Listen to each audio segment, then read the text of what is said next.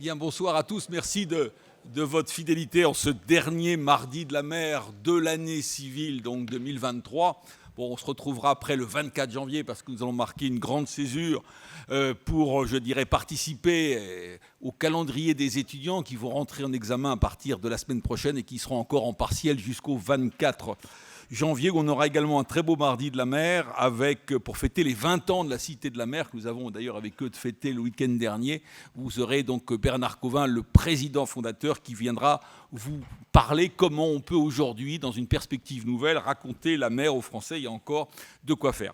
Aujourd'hui, nous sommes particulièrement heureux, honorés d'accueillir donc Pierre-Éric Pommelet de Naval Group, d'une extraordinaire entreprise que je raconte de temps à autre à mes étudiants en disant c'est une entreprise quand même de quelqu'un d'assez célèbre, de Jean-Baptiste Colbert, donc le grand Colbert.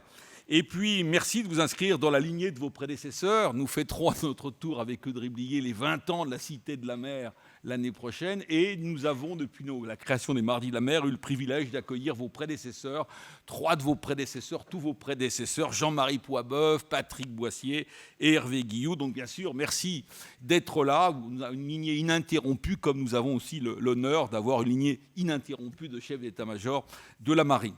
Donc, la création de Colbert, puis ce fut des CNS, aujourd'hui c'est Naval Group, un groupe qui est à la pointe, je dirais, de l'industrie française. Donc vous allez nous dire un petit peu en cette période troublée, ô combien perturbée, dans quelle mesure effectivement la France a les moyens technologiques de ses ambitions de puissance navale. Un très grand merci encore de votre venue et bien sûr, vous avez le droit, comme chacun de nos intervenants, à une présentation personnalisée de votre carrière par le président de l'Institut français de la mer. Oui, merci Christian. Pierre-Éric Pommelet, vous êtes passionné d'aviation, pilote d'avion qualifié, vol aux instruments. Et vous avez un passé familial marin et sous-marin. Votre père a dirigé le chantier de construction de l'île Longue qui abrite les SNLE. Un de vos grands-pères a dirigé le site d'Indrette, de Naval Group, dirait-on maintenant, l'arsenal d'Indrette, comme on disait à l'époque. Votre parcours professionnel va embrasser ces deux pôles. Après vos études à l'école polytechnique, vous intégrez le corps des ingénieurs de l'armement, vous faites super-héros et un master de sciences au MIT. Vous débutez votre carrière à la direction générale de l'armement au laboratoire de recherche balistique et aéronautique où vous vous occupez de systèmes de navigation des sous-marins nucléaires lanceurs d'engins, puis à la direction des constructions navales comme chef du département navigation. Vous êtes ensuite, de 1995 à 1997, chef de cabinet de Jean-Pierre Raffarin, alors ministre des PME, du Commerce et de l'Artisanat. Vous rejoignez Thales, groupe dans lequel vous allez rester 23 ans. Vous êtes directeur technique de la Technical Business Unit Navigation au sein de la division aéronautique avant de prendre la direction du site de Bordeaux, puis la direction de la Business Line équipement militaire.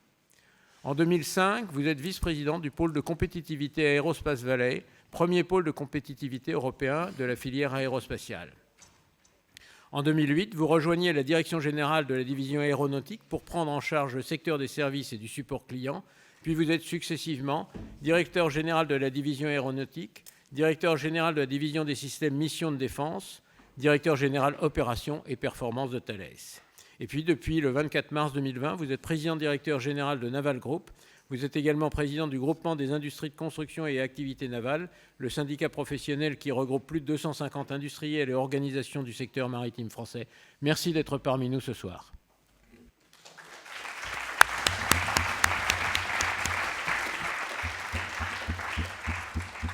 Merci, Président. Voilà, je pense que c'est à moi. Bon, après une telle introduction, voilà, c'est toujours impressionnant de se rappeler finalement tout ce qu'on a fait. Vous l'avez fait avec brio, vous n'avez quasiment rien oublié. Et pour répondre à une question qui m'a été posée ce soir, en fait plutôt une trame d'intervention, la France a-t-elle les moyens technologiques de ses ambitions de puissance navale? Parce que bien évidemment, je pourrais répondre très rapidement à la question, oui, et passer aux questions suivantes. Mais je pense que si vous l'amenez comme une trame d'intervention, je vais finalement essayer d'y répondre par plusieurs points de vue, en ayant évidemment en point de mire Naval Group, que vous voyez illustré derrière moi par un certain nombre de ces productions. Alors peut-être juste rappeler ce qu'est l'industrie navale aujourd'hui, puisque je préside le GICAN, le groupement des industries construction navale. C'est à peu près 50 000 emplois. Premier employeur privé dans 4 bassins portuaires. C'est évidemment une entreprise navale, une entreprise littorale, mais pas uniquement, puisque 40% des implantations, et notamment de toute la chaîne de sous-traitance de cette industrie, est en dehors des régions littorales. Mais c'est 74%, 75% on va dire, 3/4 de PME et de petites entreprises au sein du GICAN, 13 milliards d'euros de chiffre d'affaires, voilà quelques chiffres, 45% à l'exportation. C'est une industrie très duale, civile et navale, à peu près la moitié-moitié, et c'est une industrie très exportatrice, voilà, l'export étant dans nos modèles industriels extrêmement important pour être capable de soutenir le niveau d'investissement. Alors c'est une industrie résiliente, je vais en parler, une industrie forte et qui, ces dernières années, comme tous nos secteurs industriels, a traversé des tempêtes. Voilà, vous l'avez rappelé, Président, je suis arrivé le 24 mars, je ne sais pas si vous vous souvenez, 2020. Paraît loin, la France était confinée depuis une semaine. Je pense que vous étiez tous, et notamment je pense aux étudiants à l'époque, déjà confinés en télétravail. Voilà, je suis arrivé dans une entreprise, dans un siège totalement vide, et avec une entreprise en pleine crise, de effectivement savoir comment on allait faire pour passer, parce que dans ces crises, et notamment pour une industrie de défense, nos clients militaires ont besoin de nous. Voilà, mais industrie résiliente, le Covid, j'en ai parlé, plus récemment, évidemment, les conséquences de la guerre en Ukraine, les pénuries, problématiques de l'énergie. Voilà, on pourra éventuellement adresser ce sujet dans les questions, j'y reviendrai un peu. Mais voilà où en est l'industrie. Alors, Naval Group, une entreprise de tout premier plan mondial, c'est une entreprise qui développe, alors on dit développe, construit et entretient toute la chaîne des systèmes militaires navals pour la Marine nationale, qui représente à peu près 65-70% de l'activité de Naval Group, et puis un très grand nombre de clients à l'exportation. Alors, c'est, vous l'avez rappelé, une entreprise historique. Je dis, je suis à la tête d'une jeune entreprise portée. Alors, elle est portée sur les fonds baptismaux. Quand on regarde l'histoire, Colbert, évidemment, la structure, mais c'est apparemment Richelieu en 1631, ce qui nous fait dire qu'on a 400 ans d'innovation, mais qui structure, en fait, et dans cette période-là du XVIIe siècle, les arsenaux de la marine, en fait, l'industrie qui allait permettre de développer les moyens. Et si vous me permettez, juste rappeler quelques mots sur notre héritage, parce que, et je le dirai après, une des caractéristiques de l'industrie navale, ce qui nous tient à cœur depuis ces périodes-là et aujourd'hui et encore pour longtemps, c'est ce temps long, et qui ont permis à la France d'affirmer ses ambitions de puissance navale. J'évoquerai le présent, j'évoquerai l'avenir et les défis auxquels nous serons confrontés. Alors, le milieu marin a toujours été considéré comme difficile, voire hostile pour l'homme.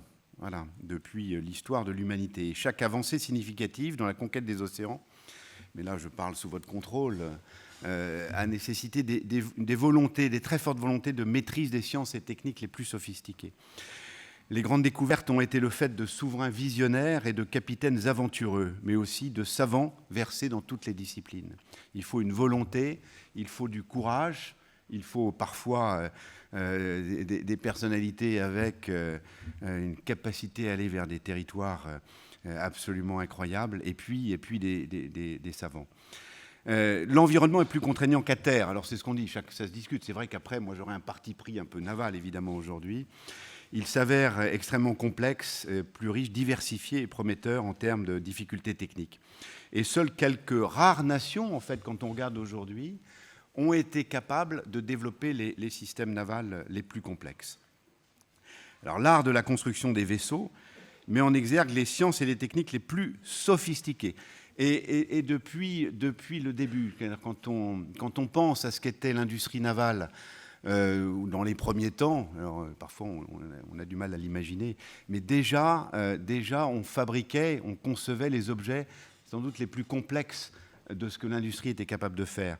Évidemment, ça a été le cas dans l'Antiquité, puis au XVIIIe siècle, quand on regarde ensuite les réalisations au XIXe, XXe siècle, les cuirassés, les grands navires, l'arrivée de l'aéronaval, et puis évidemment les sous-marins et la propulsion nucléaire. Ça reste vrai aujourd'hui. Et quand on regarde les réalisations, vous avez là l'image d'un porte-avions, un porte-avions nucléaire. Voilà, faut imaginer que c'est et je voulais en parler un peu plus tard, mais finalement l'image me permet de le faire.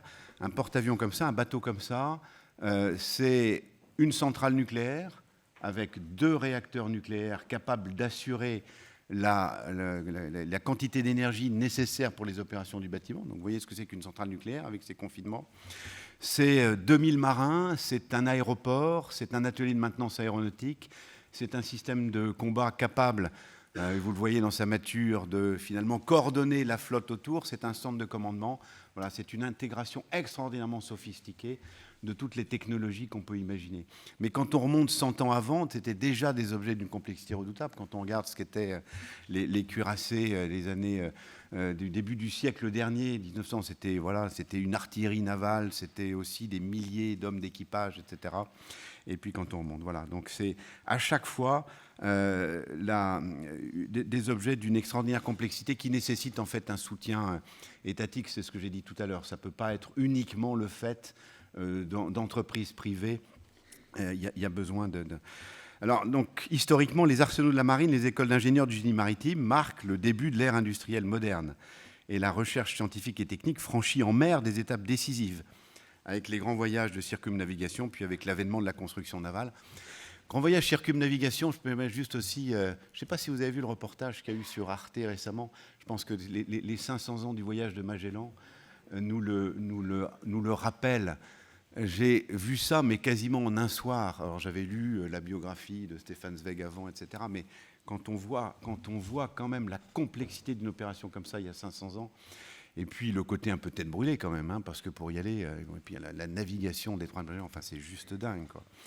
Et finalement, l'histoire de nos constructions navales est faite de ces histoires-là. Voilà, Magellan, on le médiatise, mais il y a énormément de... Bon, jusqu'aux aventures récentes, je ne m'aventurerai pas dans la route du Rhum et de ce que font aujourd'hui les navigateurs français. Mais l'évolution des technologies, évidemment, l'Académie de Marine est là pour nous le rappeler tous les jours, les inventions de la propulsion. La France, d'ailleurs, qui a été très souvent à l'origine, hein. La propulsion à vapeur, les torpilles, les débuts des sous-marins, les technologies de détection, radar, sonar, j'en dirais 2 mots, la propulsion nucléaire, hein, dans les années 50 aux États-Unis, dans les années 60 en France. Les systèmes de navigation, vous avez rappelé que dans mes jeunes années, je travaillais sur les systèmes de navigation inertielle. Même exceptionnel ce qui s'est passé là aussi en quelques années, quelques dizaines d'années avec l'avènement de la radionavigation par satellite et de tout ce qu'on peut imaginer après, les systèmes de combat intégrés qui constituent le cerveau, etc. Enfin, notre histoire est faite en permanence d'innovation pour être capable d'assurer ces permanences à la mer et puis cette volonté de souveraineté, en tout cas pour la France, d'un État, d'un pays qui a une vocation de souveraineté mondiale de par nos implantations. Et voilà ce qui est fait de notre industrie. Alors, la complexité d'un système comme les nôtres peut être qualifiée par différents paramètres. Alors, c'est les Américains qui ont amené ça, mais c'est assez facile à comprendre. Finalement, la complexité d'un objet va être liée plus ou moins au nombre de pièces qu'il faut pour le réaliser. Alors, après, je vous dis, moi, j'ai un parti pris. Donc, vous m'attendez, vous me voyez venir, je vais vous dire que l'industrie navale, c'est ce qu'il y a de plus complexe. Mais enfin, j'ai quand même essayé de le démontrer. En bas de la courbe, une voiture est caractérisée par un nombre de pièces de l'ordre de quelques milliers, 3000, une durée de réalisation de 20 heures. Voilà. Bon, cela étant, une voiture, c'est déjà un objet extraordinairement complexe. Mais à l'échelon suivant, alors dans le domaine de la défense, un missile, donc une arme aérienne propulsée, guidée, grande vitesse, c'est à peu près 5000 pièces. Voilà, je ne donne pas le nombre d'heures. Un avion de combat, 30 000 pièces, 50 000 heures pour le réaliser. Un avion long courrier, un Airbus, un Boeing, à peu près 100 000 pièces. Donc là, on a franchi un ordre de grandeur, 50 000 heures pour le réaliser. Un bateau de guerre, donc comme vous les voyez ici, à peu près 500 000 pièces. Et puis porte-avions sous-marins nucléaires, là, on passe aux millions de pièces. Bon. Alors, 1 million de pièces, alors des pièces individuelles, voilà, les objets qui servent à réaliser le bateau. Et au sommet de la courbe, ces sous-marins nucléaires lanceurs d'engins. J'ai parlé du porte-avions, cette usine, etc. Le sous-marin nucléaire, il va faire à peu près 120 mètres de long, il fait une quinzaine de milliers de tonnes. Et donc, on respecte le principe Archimède dans nos domaines, donc à peu près 15 000 mètres cubes, n'est-ce pas, cher Alain ? Donc c'est assez étroit, on va y mettre 1 million de pièces, on va y mettre une centrale nucléaire, On va y mettre 16 silos pour lancer des missiles intercontinentaux. On va y mettre de quoi faire vivre un équipage de plus de 100 personnes pendant plusieurs mois. Voilà, c'est des objets d'une complexité absolument redoutable et donc qui aussi respectent une densité elle-même impressionnante. Une densité de l'ordre de 1, alors après ça se discute plus ou moins, mais de l'ordre de 1, il y a à peu près 1 kg par mètre cube dans un sous-marin pour respecter 1 kg par mètre cube dans un objet de cette complexité, vous imaginez l'ingénierie qu'il faut pour le réaliser. Et qui amène le temps long. Un sous-marin nucléaire lanceur d'engins, donc qui sert à la force de dissuasion. Peut-être juste faire un peu d'explication dans nos domaines des sous-marins. On a les sous-marins nucléaires d'attaque et les sous-marins nucléaires lanceurs d'engins. Ils ont tous de la propulsion nucléaire, c'est-à-dire que leur moteur, leur propulsion électrique est alimentée par une centrale nucléaire qui génère de la vapeur. Ça, c'est la propulsion nucléaire. Le sous-marin nucléaire lanceur d'engins, il assure la force de dissuasion avec des missiles balistiques intercontinentaux, eux-mêmes porteurs de l'arme nucléaire. Voilà. La France en a 4 sous-marins nucléaires lanceurs d'engins, elle a 6 sous-marins nucléaires d'attaque. Juste donner cette image du temps long. Vous avez rappelé, Président, l'île Longue. Voilà. C'est cette période des années 60 où tout était possible. On a construit la première génération de sous-marins nucléaires lanceurs d'engins à l'époque, à l'initiative de la création de la force de dissuasion du général de Gaulle. Et cette infrastructure, voilà, donc, certains d'entre nous étaient nés à l'époque, d'autres la voient par les livres d'histoire, elle n'est pas si lointaine quand même. On a fait une deuxième génération de sous-marins nucléaires lanceurs d'engins dans les années 80-90. C'est celle qui est aujourd'hui opérationnelle, avec le sous-marin Le Triomphant, le premier qui a été mis en service en 1996. Et ces bateaux-là seront en service jusqu'au milieu de la décennie prochaine, 2035, pour fixer les ordres d'idées. Et donc on est en train de développer la troisième génération de sous-marins nucléaires lanceurs d'engins, dont les contrats de développement ont démarré chez Naval Group avec tous nos partenaires pour mettre en service un bateau dans, allez, on va dire, 12-13 ans, 2035. C'est assez court à notre échelle industrielle. Mais le dernier de la série sortira de notre usine de Cherbourg en 2050. Et il sera en service jusqu'en 2090. Voilà. Donc, on a vécu cette première génération et on imagine des bateaux qui seront en service jusqu'en 2090, ce fameux temps long de notre industrie navale. Alors, pour encore mieux fixer les idées, on se dit que le grand-père du commandant du dernier navire n'est peut-être pas encore né. Voilà.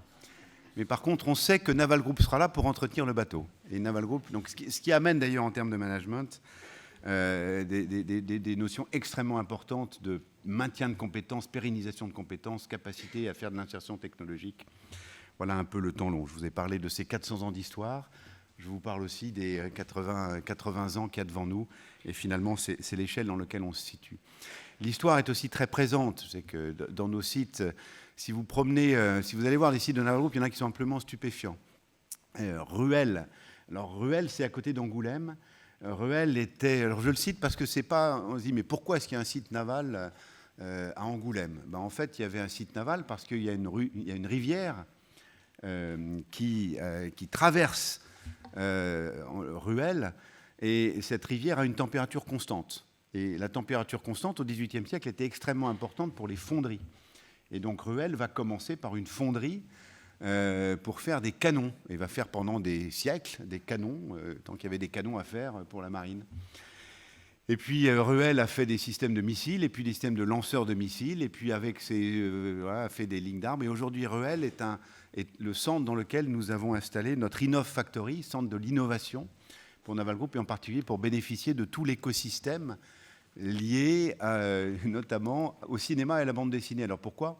Parce qu'on y a mis nos centres de simulation, et pour la simulation, on a besoin de cet écosystème, bande dessinée, dessins animés, etc. Voilà. Et quand on va à Ruelle, on a le XVIIIe siècle, avec nos fonderies royales, encore magnifiques, et l'Innovation Center. Voilà. C'est un peu ça, le monde naval qui en fait une industrie extrêmement particulière. Naval Group, très rare, fait partie des très rares industriels du monde capables de faire ces objets, porte-avions sous-marins, et maîtriser à peu près toutes les technologies existantes au meilleur niveau et savoir les intégrer dans des espaces confinés. Voilà, j'ai parlé des sous-marins, j'ai parlé de ces défis technologiques et de ce qu'on fait.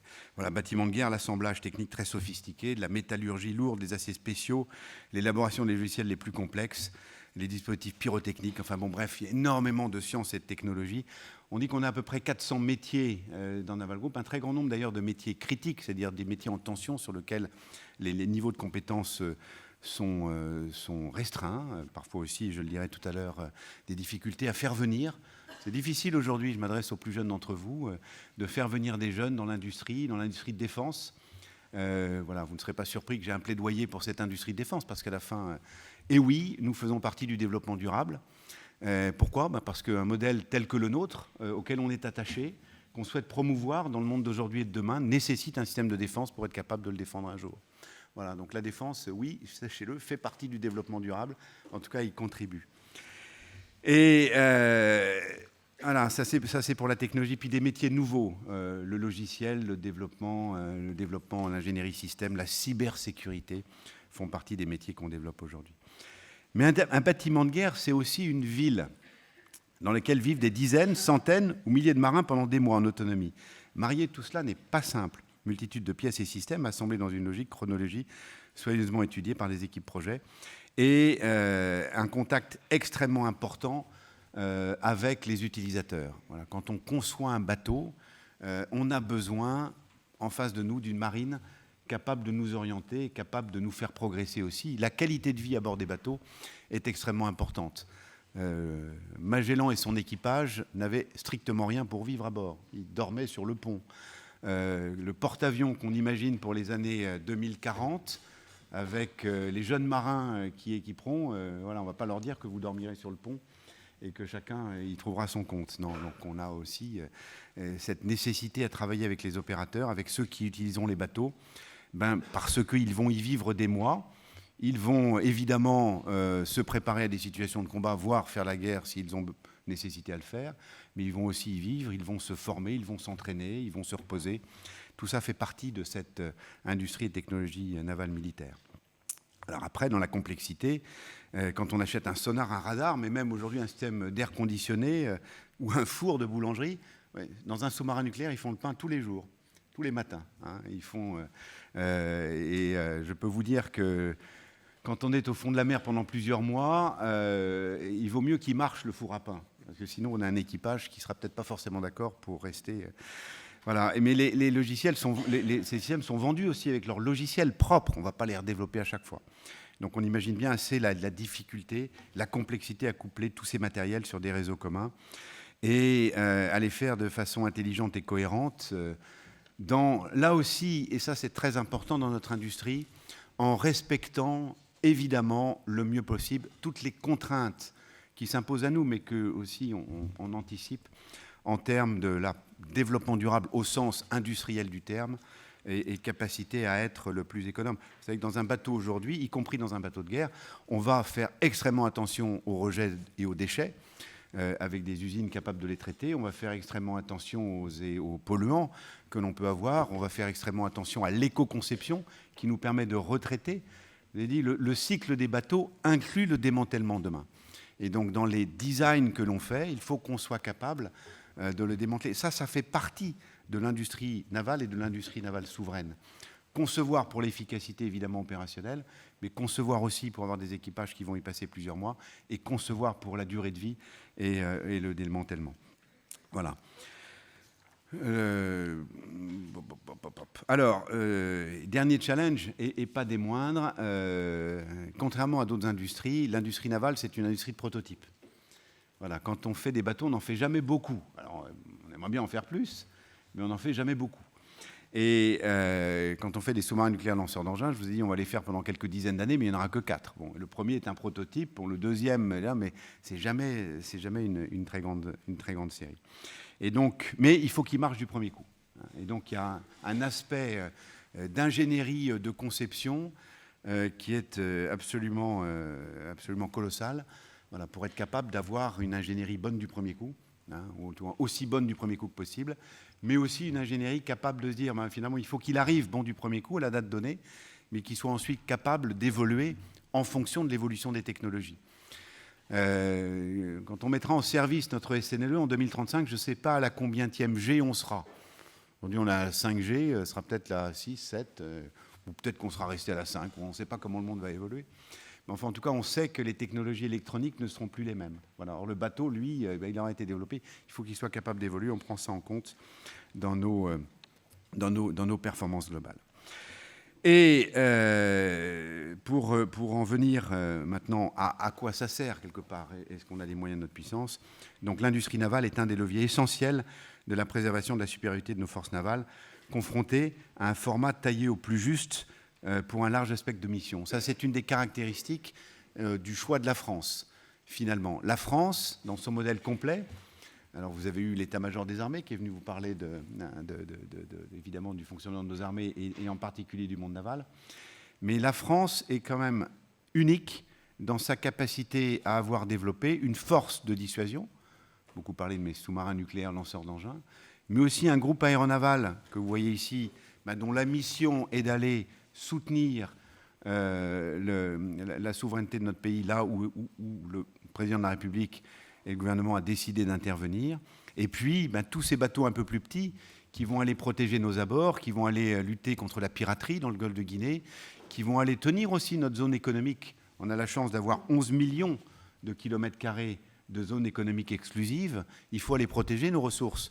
Il faut les protéger, ne serait-ce que pour interdire aussi à certains de venir y faire des exploitations sauvages. On parle beaucoup de la pêche, mais enfin, vous savez, aujourd'hui, on parle aussi beaucoup des fonds marins, des grands fonds. Il faut qu'on protège tout ça. Et pour ça, on a besoin, alors, dans un format taillé au plus juste, finalement, d'une marine extrêmement performante et extrêmement capable. Alors aussi, on est face à un réarmement, alors qu'on le veuille ou non, en tant que citoyen de ce monde. Évidemment, on serait pour le fait que la conflictualité baisse et donc que les investissements de défense l'accompagnent. La réalité, c'est qu'il y a une conflictualité qui augmente. Je ne vais pas vous faire un dessin, vous le voyez tous les jours aux informations. Et on la voit à nos frontières, on la voit en Europe. Mais la Chine, dont évidemment on parle beaucoup, on va dire les Américains les premiers, mais quelque part, je pense qu'on a aussi des yeux qui s'ouvrent. La Chine, vous savez combien la Chine avait de bateaux de guerre en 1991 ? 1991, c'est moi quand je commençais à travailler. Donc c'était il n'y a pas longtemps du tout, contrairement à tout ce que vous avez dit, Président. C'était même hier. Elle avait 23 bateaux de guerre. 23. Aujourd'hui, elle en a 350. Et 350, c'est à peu près la taille de la flotte américaine, qui est la première flotte mondiale. Donc on va dire que la Chine en tonnage a rattrapé la flotte américaine. Mais la Chine fabrique tous les 4 ans l'équivalent du tonnage de la marine française. Et la Chine ne s'arrête pas. Et la Chine fait fonctionner à plein ses chantiers. On pourrait se demander pourquoi. Il y a besoin. C'est sûr qu'il y a une ambition, sans doute de protéger, mais aussi d'élargir les zones d'influence. Et donc cette conflictualité fait qu'évidemment, dans le monde d'aujourd'hui et de demain, il faut réfléchir à notre format. Donc là, il y a une loi de programmation militaire qui va s'ouvrir, qui va y réfléchir. Et aussi de voir comment vont évoluer, et j'en dirai 2 mots plus tard, finalement ces capacités militaires entre des flottes avec équipage et des flottes sans équipage. Peut-être un autre point, j'ai beaucoup parlé de Naval Group, mais j'ai commencé par dire qu'il y avait 75% de PME, de TI. Finalement, une entreprise comme la nôtre n'est rien sans toutes ces entreprises qui travaillent avec nous et qui nous amènent cette souveraineté et ces technologies. Il n'y a pas un domaine dans lequel on fait tout seul. La souveraineté qu'on a construite au cours des siècles, finalement, se répartit dans un écosystème. Alors l'écosystème, il porte un nom, un acronyme que je suis sûr que vous avez, qui s'appelle la BITD, la Base industrielle et technologique de défense. Finalement, tout cet ensemble de petites entreprises, parfois toutes petites, quand je dis toutes petites, quelques personnes ou quelques dizaines de personnes, mais qui ont toutes un rôle dans l'objet final, dans la finalité. Et il est extrêmement important quand on pense notre industrie, quand on pense à ce qu'on va faire demain, de l'avoir avec nous pour poursuivre sur cette voie. Alors, voilà, j'ai parlé d'hier, j'ai parlé d'aujourd'hui. Peut-être si on regarde maintenant, aujourd'hui et demain. La marine nationale, donc la France, est dans un renouvellement complet, finalement, de sa flotte. Ça commence par les sous-marins nucléaires d'attaque. On les appelle les Barracuda, les nouveaux, la série Barracuda. On a livré le premier l'année dernière, qui s'appelle le Suffren. Ils portent des noms historiques, nos bateaux. On livre le deuxième, d'ailleurs, qui va bientôt partir à la mer pour ses essais, des moments importants. Il s'appelle le Duguay-Trouin. Il est en construction à Cherbourg. Le troisième s'appelle le Tourville. Et le Tourville est dans son hall de fabrication. Le Duguay-Trouin sera livré en 2023, le Tourville en 2024. Le quatrième s'appelle le De Grasse. Alors là, on a terminé la série historique. Puisque le cinquième s'appellera le Ruby, il faut toujours un Ruby, et le sixième s'appellera le Casabianca, il faut toujours un Casabianca. Là, il y a des noms un peu historiques dans la sous-marinade française. Là, je vous ramène à vos cours d'histoire pour savoir pourquoi un Ruby et pourquoi un Casabianca, surtout. Et il sortira en 2030, et ça remplacera l'ensemble des sous-marins nucléaires d'attaque qu'on a livrés jusqu'à présent.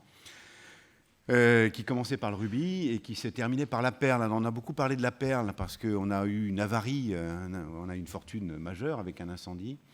Et la Perle est un bateau qu'on a réparé avec une réparation absolument incroyable que seule là, une entreprise comme Naval Group et ses partenaires savent faire. C'est-à-dire qu'on a pris l'avant du sous-marin Saphir, qui venait de sortir du service, coupé en deux. On a pris l'arrière de la Perle avec son réacteur nucléaire. Voilà, on les a raboutés. Donc les bateaux étaient à Toulon, on a fait ça à Cherbourg. Au moment justement où le Suffren était parti, le Duguay-Trouin allait arriver. On avait quelques mois pour le faire, avec un travail absolument exceptionnel des soudeurs de coques. Ça, c'est des métiers fascinants, de souder des coques épaisses de sous-marins, des plaques, des tôles d'acier. Vous allez voir ça, c'est dingue. On est sur des diamètres qui peuvent atteindre plusieurs mètres, dizaines de mètres, et on a des formeurs de coques qui vont former avec des presses, avec des outils, au millimètre près. Au millimètre près. Ils font ça quasiment à l'œil et à la main, au toucher, avec des gabarits. Et on a les soudeurs qui sont capables, enfin bon, donc ça, c'est le plus impressionnant. J'avais amené la ministre des Armées, Florence Parly, voir ça, elle était juste fascinée. Mais c'est surtout derrière tout le travail des électriciens, parce qu'on prend un bateau, il y a une centaine de câbles électriques, on prend l'avant de l'autre, pareil, il faut les rabouter, les câbles. Il faut quand même savoir, surtout ça part d'un réacteur nucléaire, qu'est-ce que ça va alimenter. Puis après, il y a tous les tuyaux qui traversent aussi et les câbles. Voilà, donc on a été capable de faire ça. Donc c'est cette série de sous-marins nucléaires d'attaque qui va. On est parti dans le renouvellement d'un certain nombre de frégates. Donc les frégates qui composent le groupe aéronaval, d'ailleurs l'image est instructive, un porte-avions n'est jamais seul, il est accompagné de frégates de défense anti-aérienne, de frégates anti-sous-marines. On renouvelle les frégates, les FREM. C'est un programme qui a démarré il y a quelques temps. On a livré la dernière, la Lorraine, au mois de novembre, la 8e FREM française, frégate multimission.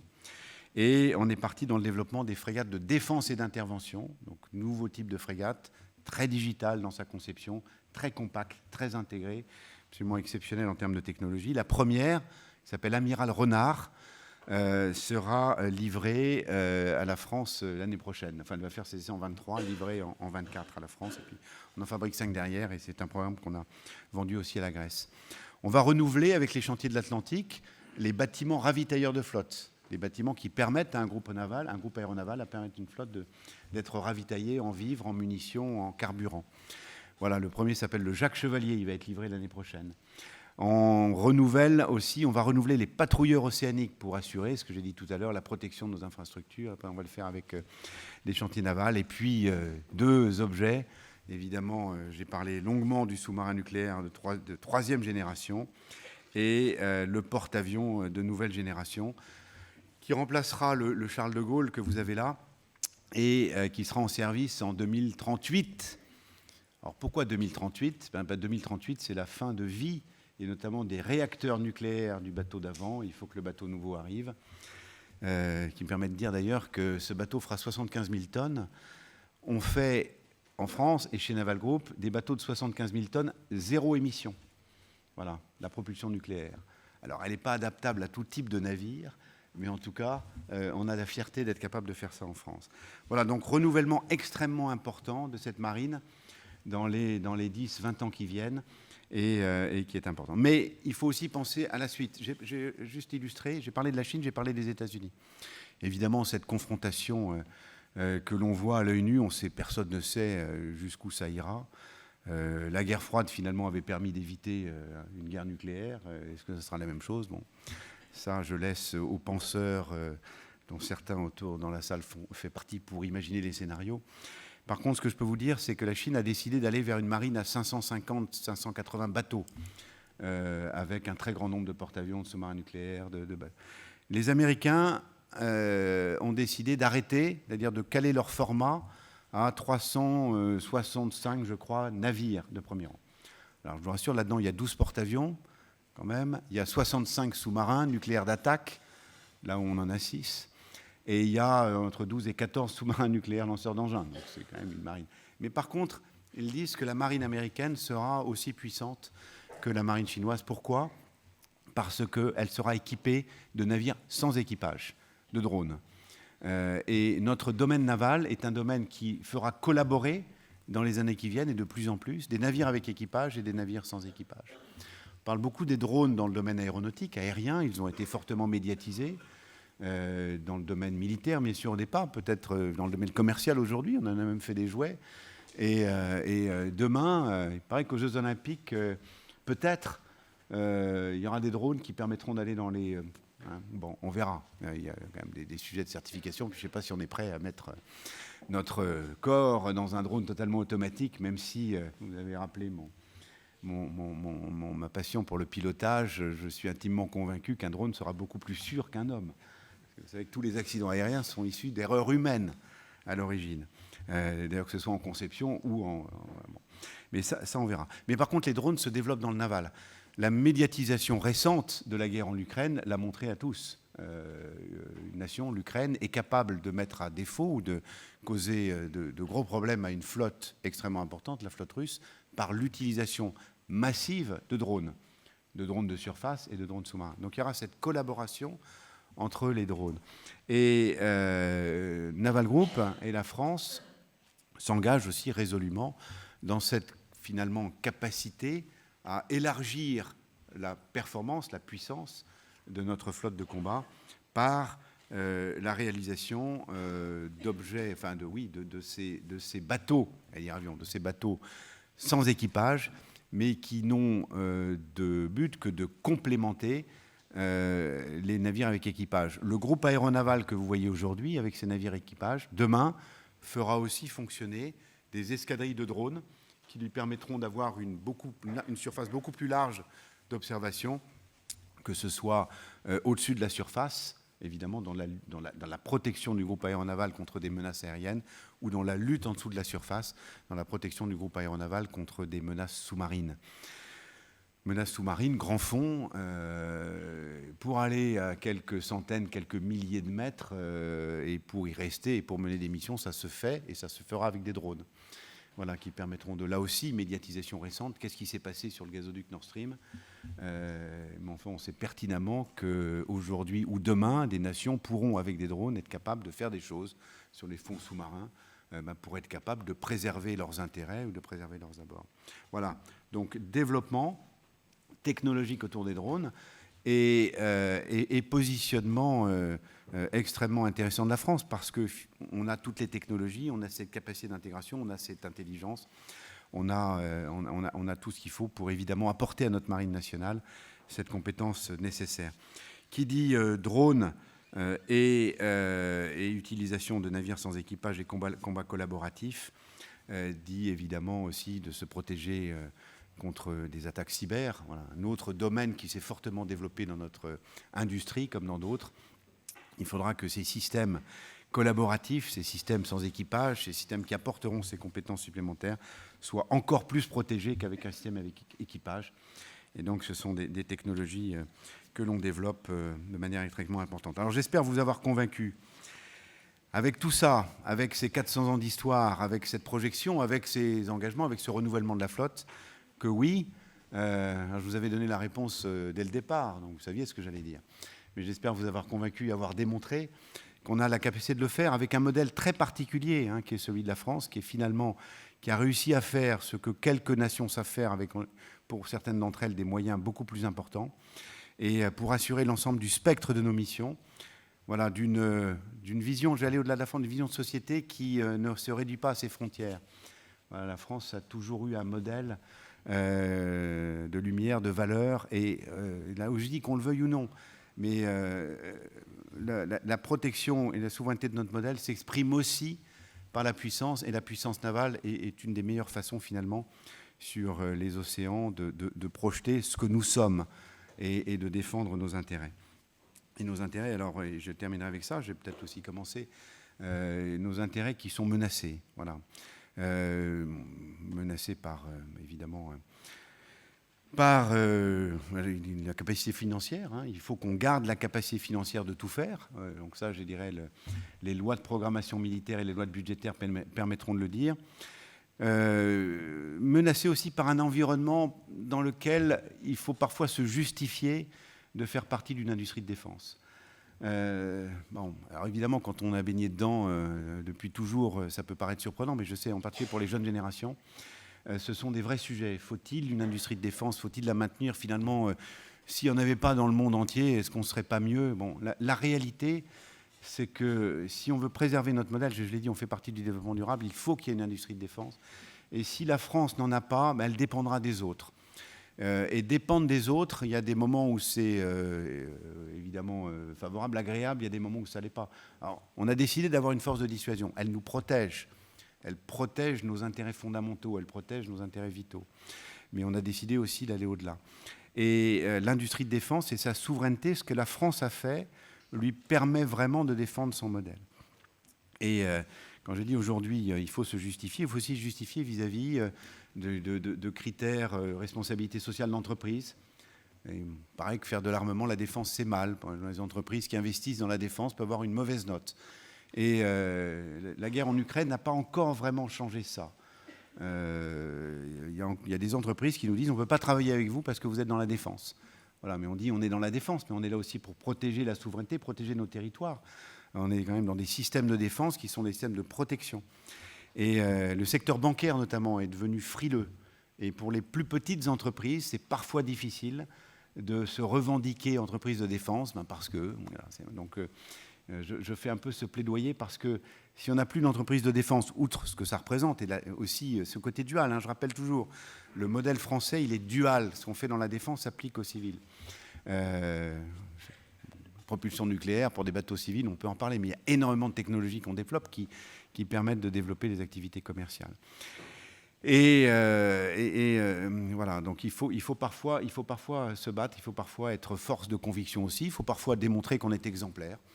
Je n'ai pas enlevé mon gilet, mais c'est vrai que nous sommes exemplaires aussi dans la précaution qu'on prend dans nos chantiers, dans nos usines sur l'efficience énergétique. On a des plans de réduction de l'empreinte carbone, 5% par an, et on les tient. On met des cellules photovoltaïques sur nos parkings, notamment dans le sud de la France. On fait extrêmement attention à la gestion de nos déchets. On amène d'ailleurs nos jeunes à réfléchir à tout ce qu'on peut faire pour. Et parce qu'on sait aussi que ce modèle, on est très vigilant sur la diversité et l'inclusion. Voilà, on est dans des industries dans lesquelles on manque de femmes. Alors, je ne sais pas pourquoi d'ailleurs, c'est dingue. Il faut qu'on arrive à convaincre les plus jeunes, et les plus jeunes femmes en particulier, de venir travailler dans des industries, dans l'industrie de défense en particulier, parce qu'il faut qu'on ressemble aux sociétés que nous servons. Voilà, on a des politiques RSE qui sont fortes, mais qui sont aussi celles de répondre à notre raison d'être, qui est de donner aux marines les moyens de leur puissance. Mais pourquoi on leur donne les moyens de leur puissance? C'est pour qu'elles soient capables de nous protéger et de protéger nos sociétés. Voilà ce que je voulais vous dire ce soir. Et alors, j'avais dit que je tiendrais 45 minutes. Voilà, j'y suis presque, Président.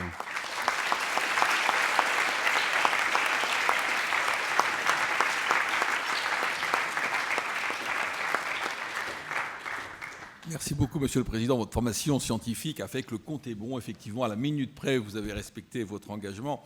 Oui, on voyait récemment d'ailleurs avec les étudiants de L2 la nécessité que montre l'histoire d'avoir une marine de guerre ou de défense en adéquation avec la marine de commerce. Et de ce point de vue, la France de Louis XV, qui n'avait qu'un bâtiment de guerre français contre 3 bâtiments de guerre anglais, on a vu le résultat que ça donnait. Et le cas inverse, c'est peut-être celui de l'Union soviétique, où finalement une forte marine de guerre, lorsqu'elle n'est pas sous-tendue par des flux, pose des questions financières.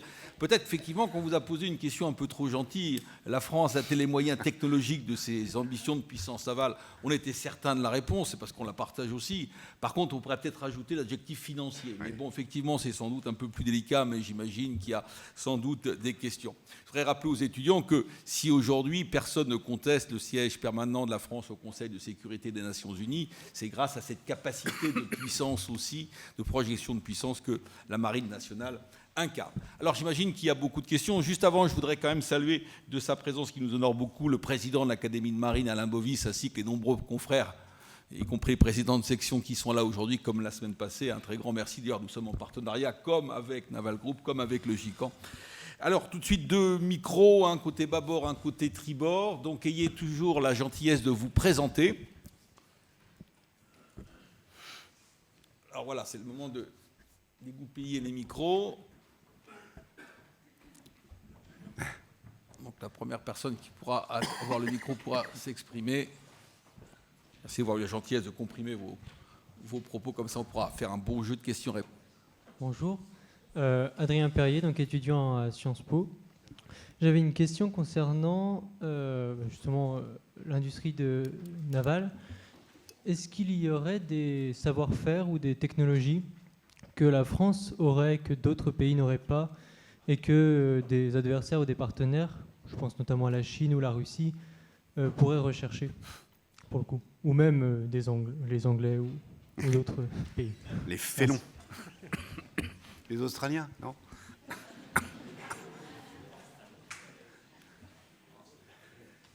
Alors, je vais y répondre tout de suite, oui. Oui, donc c'est vrai que la France est spécifique. La France, finalement, quand on regarde ce qu'on fait, il n'y a que les Américains qui ont à peu près, fait la même chose. Et on est au niveau, voilà, on est au niveau de ce que font les Américains dans le domaine. Les Britanniques, samedi soir, ça c'est la Coupe du Monde de football. Les Britanniques ont une marine, ont toujours eu une marine, etc., mais elle a quand même beaucoup perdu en compétences. Les Britanniques ont eu des stop and go. Ils ont fait des tas de choses et puis ils ont arrêté, ils sont partis. En fait, on est dans des domaines industriels. Quand on fait un stop and go, en fait, on perd des compétences. Votre question est sur des savoir-faire, des compétences. J'ai insisté sur la compétence dans la durée. Quand on perd un savoir-faire, extrêmement difficile de remonter en puissance parce qu'il y a un rattrapage technologique à faire. Et donc les Britanniques ont, d'une part, décidé de ne pas tout faire. Par exemple, ils ont des sous-marins nucléaires, mais la technologie des réacteurs nucléaires a été fortement transférée par les États-Unis et les missiles nucléaires sont avec des armes nucléaires américaines, ou fortement transférées. Donc ils ont une très forte dépendance aux Américains. Ils ont eu un groupe aéronaval pendant la guerre des Malouines. Ils ont arrêté après et là ils remontent en puissance. Mais la remontée en puissance est extrêmement longue. Par rapport à la permanence qu'a eu la France sur le groupe aéronaval. Donc oui, on a des savoir-faire uniques et qui ont été entretenus année après année et qui nous permettent de faire. Je ne sais pas pourquoi je pensais à ça, parce qu'il y a un des savoir-faire évidemment qui touche à la propulsion nucléaire. Mis à part les États-Unis, la Russie aussi, la Chine est en train de l'acquérir, mais c'est quand même vraiment exceptionnel ce qu'on a su faire. Voilà, je regarde Alain et tout, parce que ça date des années 50-60. Quand on lit l'histoire de la propulsion nucléaire, c'est juste fascinant ce qu'a été capable de faire la France. Mais ce qui est aussi étonnant, c'est de voir que tout ça n'est pas par hasard. On a parlé d'Indrette. Alors Indrette, à l'époque, c'était une île sur la Loire. Alors quand je dis à l'époque, je remonte au XVIIe, XVIIIe. Et c'est un Britannique qui est venu, M. Wilkinson, et qui a amené des technologies de fonderie pour faire, pour faire déjà des premières pièces de fonderie. Donc c'est venu d'Angleterre. C'était une entreprise privée au départ. Et M. Wilkinson avait besoin de trouver de la matière première, de la coque. Et il est allé au Creusot. Et c'est là où il a trouvé la coque, et donc coque qui lui permettait de faire ses fonderies. Bon. Indrette, fonderie royale, puis Arsenal, s'est développé dans la propulsion, et puis la propulsion nucléaire. Et vous savez où est-ce que Indrette, le site, va chercher ces pièces de fonderie nucléaire, donc l'acier, et ben il va le chercher à Framatome au Creusot.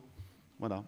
Et donc finalement, des décisions, on s'implante à des endroits et on y reste parce que finalement c'est là que la compétence entraîne. Donc ces savoir-faire-là, ils ne sont pas transférables instantanément. Donc il y a beaucoup de pays qui peuvent être intéressés. Vous avez mentionné des pays qui peuvent être hostiles à la France, évidemment, et on protège ces technologies. Mais il y a des technologies, il y a des savoir-faire.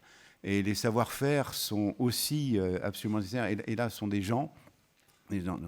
On met parfois des dizaines d'années pour faire les fameux soudeurs de coque dont je vous parlais tout à l'heure, pour qu'ils soient autonomes et en réalisant quasiment du premier coup une soudure sur la coque, il va lui falloir 7 à 8 ans de métier. Dans le domaine des soudures nucléaires, pour assembler tous ces objets d'acier, c'est pareil, c'est des années de métier sur l'objet pour être capable de, tellement c'est compliqué à faire. Et à la fin, on va parler beaucoup de technologie, mais vous avez parfaitement raison d'amener le sujet sur le savoir-faire. Le savoir-faire est parfois moins visible et tout aussi important. Et a-t-on les moyens? Je réponds oui, et j'ai beaucoup parlé de technologie, et j'ai aussi beaucoup parlé d'attractivité, parce que pour qu'on puisse maintenir, il faut qu'on puisse maintenir ces savoir-faire et maintenir cette capacité à avoir des gens, souvent des ouvriers, des techniciens, qui viennent travailler dans nos industries pour apporter ces savoir-faire. La France se lance dans un grand programme de rénovation et de redéveloppement de réacteurs nucléaires. Eh bien, on voit bien que finalement, ce qui va nous manquer, ce qui va être le plus difficile, c'est la montée en savoir-faire, de recréer ces métiers et d'être attractif. Voilà, aujourd'hui, aller travailler dans une usine, c'est plus ce qu'était l'usine d'avant. On va avoir beaucoup d'additive manufacturing, beaucoup de robots. On va petit à petit avoir des soudeurs qui soudent, mais aussi qui font souder des machines. Il y a beaucoup de technologies. On a des métiers qui sont accessibles aux hommes et aux femmes. Voilà tout ce qui est un de nos enjeux. Et le savoir-faire est beaucoup moins facile à transférer que la technologie elle-même. Voilà. Merci. Je ne sais pas qui a le micro, voilà. Bonjour, merci de votre présentation. Claude Robert, ex-ingénieur informaticien à DCN. J'ai la question suivante concernant l'Union européenne qui a tendance à vouloir interdire les exportations d'armes en dehors des pays appartenant à l'Europe. Que peut faire la France pour contrer cette tendance? Oui. Et une deuxième question, est-ce qu'à la DCN de Cherbourg, on pense à reprendre un petit peu le flambeau des sous-marins pour l'Australie, qui a constaté un peu tardivement que ni les États-Unis ni l'Angleterre n'étaient capables de lui fournir des sous-marins pour sa puissance navale? Deux questions, donc deux réponses courtes pour qu'on puisse multiplier les questions. Merci. Voilà, deux réponses courtes. J'ai un peu perdu le fil de la première d'ailleurs, mais parce qu'à partir du moment où vous allumez le mot Australie, tout à coup, j'ai... Oui, l'export. Voilà. Mais justement, les deux questions sont liées. Peut-être répondre à la deuxième. Très sincèrement, sur l'Australie, attendons de voir ce qu'ils vont dire. Vous savez, moi, on a vécu l'Australie, et en particulier les décisions finales, qui démontrent qu'il se passe des choses dans une sphère de confidentialité totale entre l'Australie, les États-Unis et l'Angleterre. Je veux dire, tout ce qui sort de ce trou noir de confidentialité est douteux en termes de justesse de l'information. Donc, chacun peut s'exprimer et dire ce qu'il veut. Moi, là-dessus, alors là, j'attendrai. Aujourd'hui, ils ont dit 18 mois d'études. Donc, 18 mois, ça nous amène en mars 2023. Donc, on va voir s'ils tiennent leurs 18 mois et on verra ce qu'ils disent en mars 2023. Voilà. En tout cas, ce qui est sûr, c'est que l'Australie a décidé d'arrêter un grand programme de souveraineté pour se mettre sous une ombrelle américaine. Bon, mais alors là, un jour, on écrira des livres sur ce sujet-là, et en particulier sur ce qu'est devenu la Chine pour l'Australie. Et bon, bref. Sur l'exportation, j'ai dit Naval Group, 30, à peu près, oui, 65% en France, 35% à l'exportation. C'est sûr que s'il n'y a pas d'exportation, il y a un modèle industriel qui n'est pas le même. Parce que l'exportation nous permet de tenir, en termes industriels, finalement, la taille de nos chantiers, et nous permet de tenir aussi la compétitivité pour notre pays. C'est-à-dire, on ne fait pas beaucoup d'exemplaires, et donc si on n'avait pas l'export, on en ferait encore moins, donc il y aurait moins d'outils industriels, il y aurait moins de monde, ça coûterait plus cher, etc. Donc l'export, vu d'un industriel... Après, là aussi, il faut le dire, l'exportation d'armes est interdite par la loi. Voilà, sauf exception. Et seul le gouvernement donne les exceptions. C'est-à-dire que l'exportation d'armement est entièrement régulée par le pouvoir politique. Est entièrement régulée en fonction des intérêts souverains de la France, qui peut être effectivement d'exporter un matériel militaire, en l'occurrence un bateau ou un sous-marin, vers un pays avec, en général, un pays ami avec qui on a des accords de défense. Voilà. C'est comme ça que sont régulées les exportations. Et dans le domaine naval, on a assez peu exporté vers l'Europe, en fait, quand on regarde. On a exporté au Brésil, on a exporté au Moyen-Orient, on a exporté en Inde, on aurait pu exporter en Australie, on a exporté... Mais c'est vrai que plus récemment, on a exporté en Europe. On a exporté en Grèce, on a exporté en Belgique, voilà. Et je pense qu'il faut ramener à l'environnement politique la décision d'exportation. C'est vrai qu'il y a des tendances. Alors après, il y a des tendances au Parlement européen, il y a des pays qui ne raisonnent pas. Mais il faut que les pays gardent leur souveraineté là-dessus.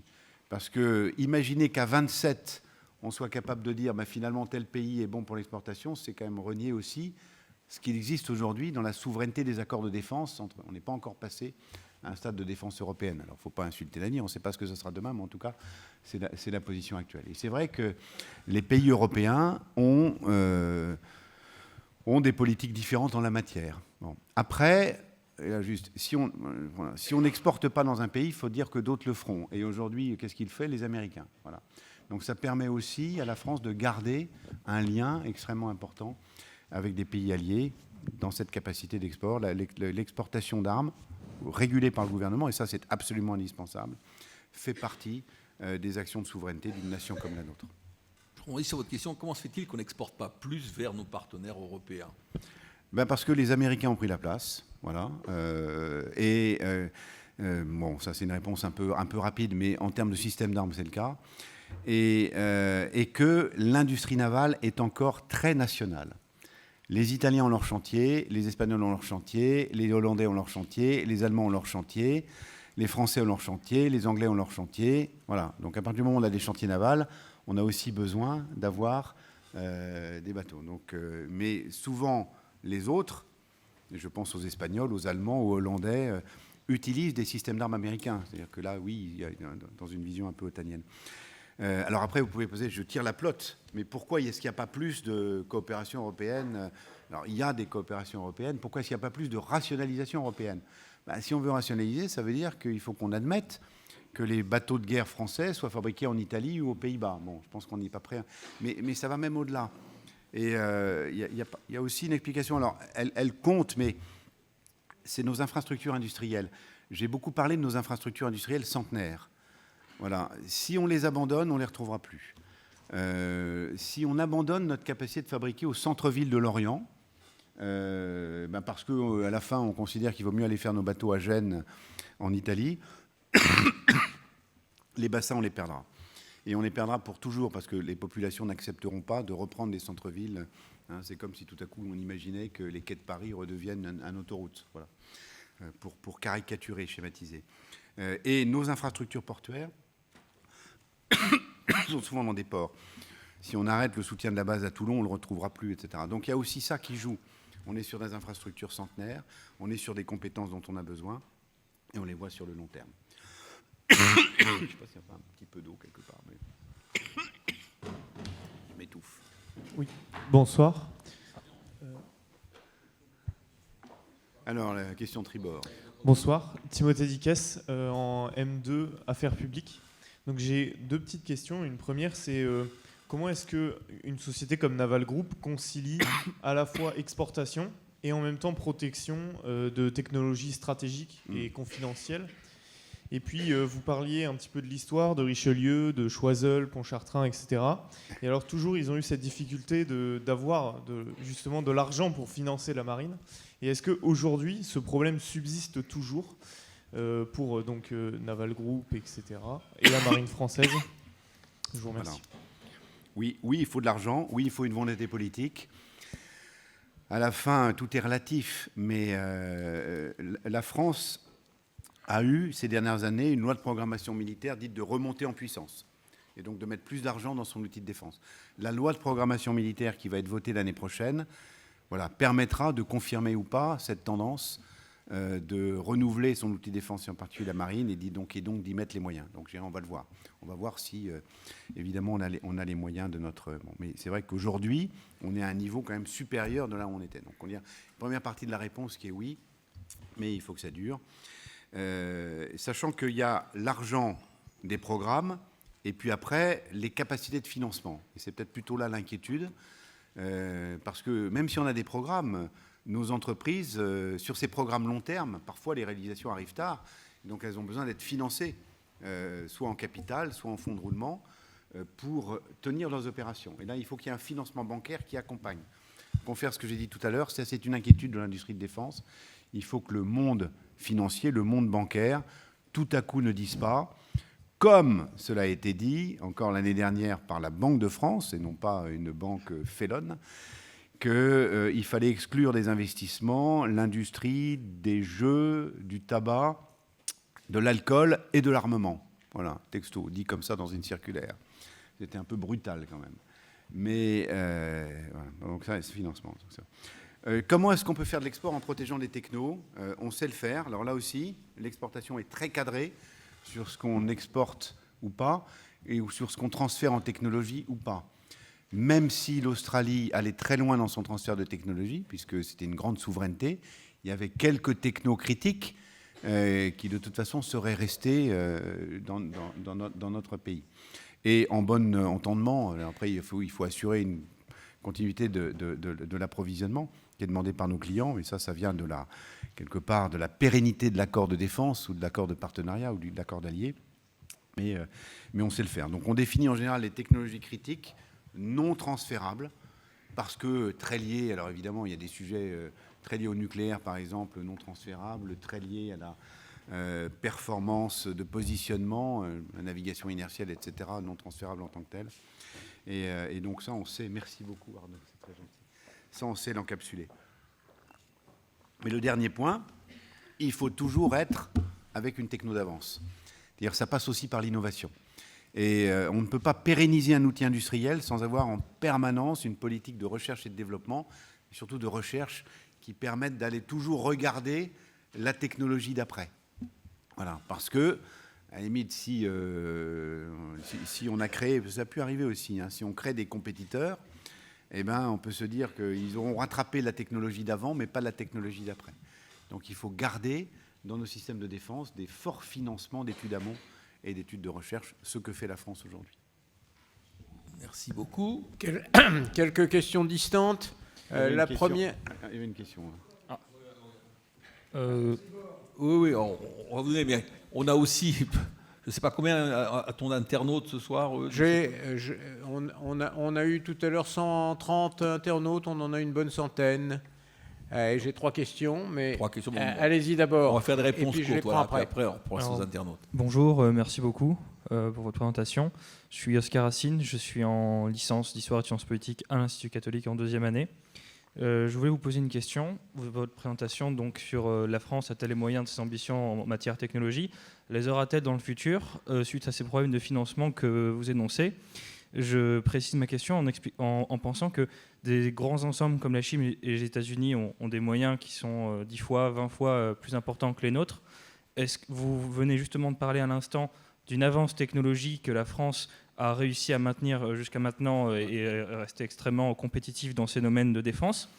Est-ce que de manière structurelle, dans 50 ans, 100 ans, n'y aura-t-il pas justement une accumulation liée à un manque de budget et en fait, est-ce qu'on ne va pas devenir moins compétitif?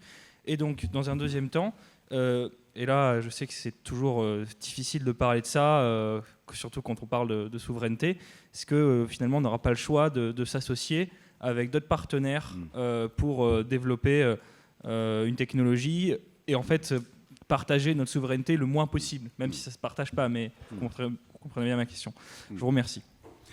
Voilà, alors bon, ça, qu'est-ce qui se passera dans 50 ans ou 100 ans? Vous savez, dans notre domaine, parfois on ne sait même pas ce qui va se passer demain. Donc, mais cela étant, on est sur ces... J'ai dit que en 2090, Naval Group serait toujours là pour entretenir les sous-marins et peut-être développer la génération d'après.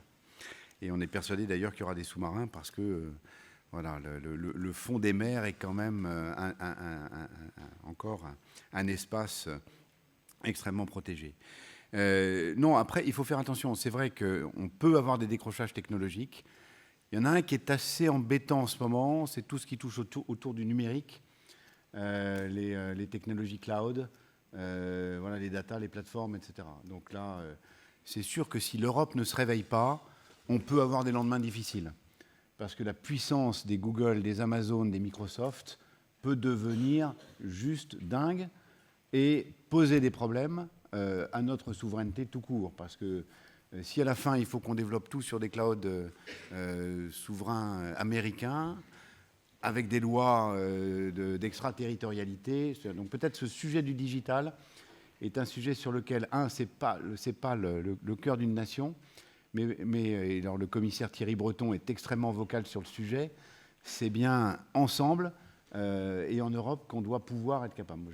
Dans 50, 100 ans, j'ose espérer qu'il n'y aura pas que des clouds américains ou chinois. Et j'ose espérer que ça arrivera avant. Voilà. Mais là, il faut qu'on se réveille un peu quand même, tous ensemble. Voilà. Donc là c'est un sujet technologique. Après, il y a des technologies qu'on partage, il y a des technologies qu'on ne partage pas. Aujourd'hui, évidemment, vous l'avez compris, la France partage très peu sur le nucléaire, et notamment sur les armes nucléaires, mais pour des bonnes raisons. C'est sa souveraineté absolue. Bon, par contre, on est capable de partager. Je vais donner un exemple technologique très important en ce moment, qui est celui de la transition énergétique. Nos bateaux, demain, auront besoin d'utiliser des carburants non carbonés. Et ceux qui ne sont pas nucléaires. Voilà. Naval Group coopère avec un chantier italien, Fincantieri, pour être capable d'inventer des solutions en utilisant d'autres carburants, hydrogène, ammoniac, piles à combustible, etc., et où des systèmes de batteries beaucoup plus performants et ou des systèmes d'efficacité énergétique avec beaucoup d'intelligence artificielle pour faire. Là, ça, c'est des technos essentiels, la propulsion de nos navires demain, sur lequel on est capable de coopérer. Donc, vous voyez, on peut aller d'un spectre à l'autre. Ce qui est important, c'est d'être capable de l'organiser. Voilà. Et d'éviter de décrocher. Quand j'étais jeune, dans les années 90, on est avec le laboratoire que vous avez mentionné, le LRBA, le laboratoire de la DGA, on était les premiers à travailler sur le système GPS.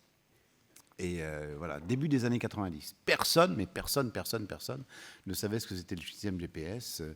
Et avec mes équipes, on faisait des essais de récepteurs. D'ailleurs, je me rappelle très bien, ma première fille était née en 90. Et on allait dans la campagne, c'était à Vernon, et j'allais avec un petit récepteur. Elle me disait, qu'est-ce que tu fais, papa? Je dis, je vais écouter les satellites GPS début des années 90. Là, il faut quand même reconnaître que l'Europe s'est réveillée.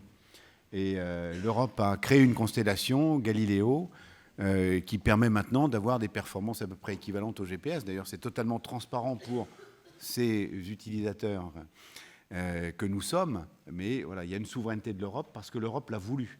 Et l'Europe n'a pas voulu laisser aux Américains la seule souveraineté du positionnement par satellite. J'avais fait un exposé en classe de seconde, toujours avec cet esprit de faire venir des jeunes, et pour leur faire réaliser que le GPS, vous savez, qui pilote le GPS? Le GPS, c'est l'armée de l'air américaine.